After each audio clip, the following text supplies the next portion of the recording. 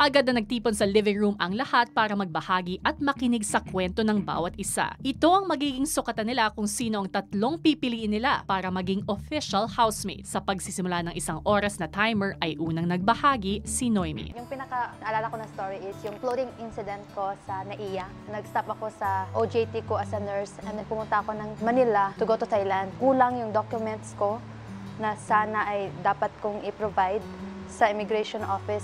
So instead of going to Thailand, nagstay na lang ako dito sa Manila and I found a job and napatunayan ko sa sarili ko na kaya kong mag-ipon at mag-travel abroad.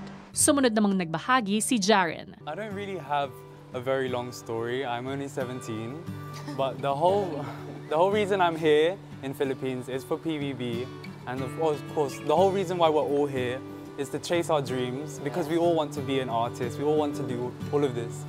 So I've been coming back and forth from London 3 times now in the past 3 months. So it is a big sacrifice, not including money, but including relationships with family and friends in London.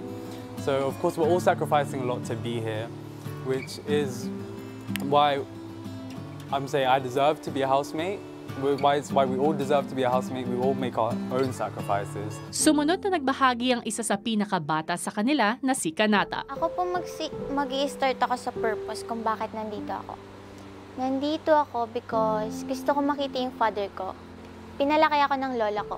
Yung mama ko, nung pinagbubuntis niya ako is nawalan sila ng contact ng father ko. So, ayun, yan yung purpose ko dito. Yung mahanap ko yung father ko. Tulad ni Kanata, hinahanap din ni Kai ang isang kulang sa kanyang pagkatao. I'm here because other than wanting to be an artist, gusto ko ring mahanap yung biological parents ko.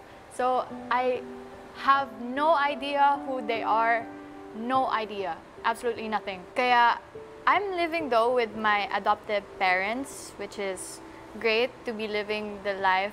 I'm content with my life. Pero there's that emptiness pa rin in me kasi there are things that hindi ko pa alam about myself. Dinaan naman ni Colette sa pagiging makulit pa rin ang pagbabahagi ng kanyang kwento. Ang purpose ko dito is syempre makita yung yung biological mother ay parents ko. Kasi 4 months old pa lang ako, pinaampo na ako baby pa. Pugi kasi ang papa ko. Madami siyang asawa ba? Oo, madami. Kaya ito yung ngiti ko, Hay!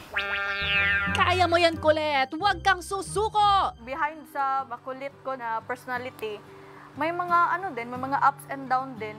Happy naman ako sa adoptive parents ko kasi tinuring naman nila ako ng parang totoo talaga. Basta madami akong pinagdaan, hindi ko na iisa-isa kasi 30 minutes na. Mabuti pa nga, Colette,